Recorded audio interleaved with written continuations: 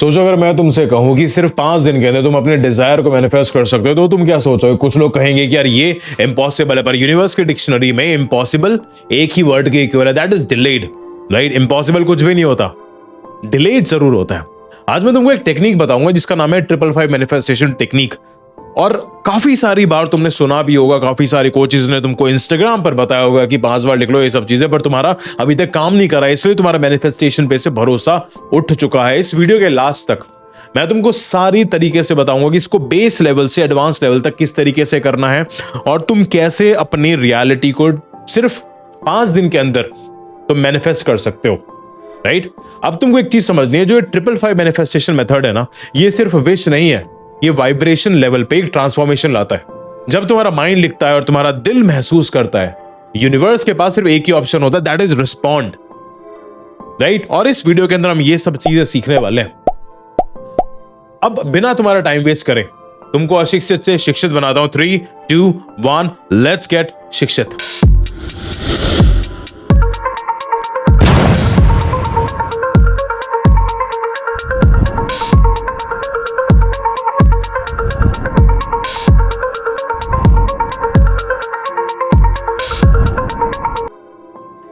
अब तुमको ये चीज समझनी है कि 555 मेथड ज्यादा लोगों का फेल क्यों होता है।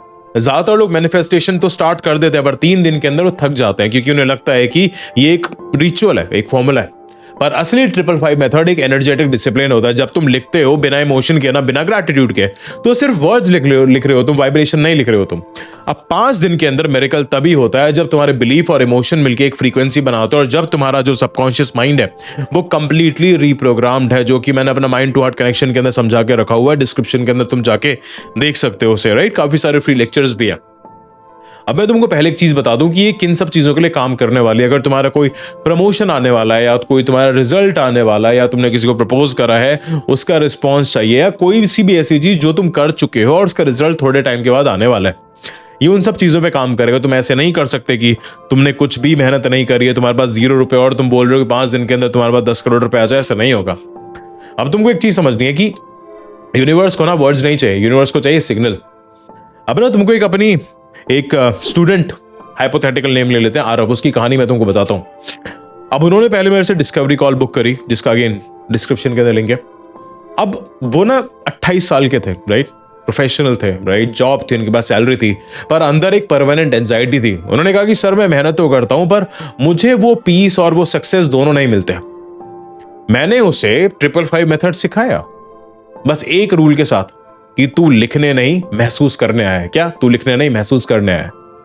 अब उसने एक अफर्मेशन लिखा कि I am grateful that I have got the promotion and peace I deserve. हर दिन सुबह उठते ही और सोने से पहले 55 बार वो लिखता था। पहले 2 दिन उसे लगा कि बोरिंग। 3rd दिन उसने मुझे मैसेज भेजा कि सर मुझे लगता है कि मैं अपनी कंपनी के लिए वैल्यूएबल हूं। अब 5th दिन उसके मैनेजर ने उन्होंने मेल भेजा कि Arif, we have decided to move you to the leadership position. उसने कहा कि सर इतना जल्दी कैसे? मैंने बोला जल्दी नहीं हुआ है, सिर्फ क्लैरिटी हुई है। जब वाइब्रेशन क्लियर होता है ना, तब डिले इम्पॉसिबल हो जाता है। क्या? डिले इम्पॉसिबल होता है, तुम्हारा रिजल्ट इम्पॉसिबल नहीं होता।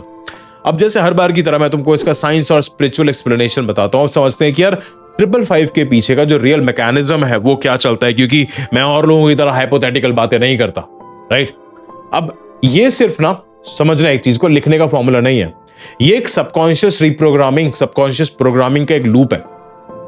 555 इज इक्वल्स टू 55 बार लिखना 5 दिन तक, 55 बार लिखना 5 दिन तक। न्यूमरोलॉजी में 5 रिप्रेजेंट करता है चेंज, एक्सपेंशन और फ्रीडम।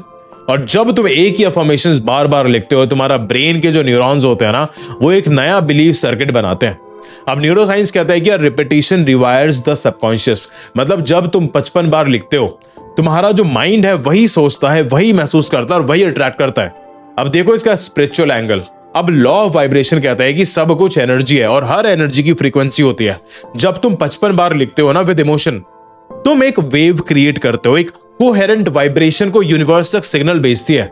अब क्वांटम फिजिक्स कहता है कि जब एनर्जी स्टेबलाइज होती है, मैटर रीअरेंज होने लगते हैं। काफी सारे अब जो भी हमारे फिजिक्स के बच्चे हैं उनको ये सब चीजें पता होगी कि जब एनर्जी तुम्हारी स्टेबलाइज हो जाती है तब मैटर रीअरेंज होता है, मतलब तुम्हारे लिखे हुए इमोशन के पैटर्न के हिसाब से तुम्हारा जो आउटर वर्ल्ड है वो अपने आप स्ट्रक्चर बदलना शुरू कर देता है।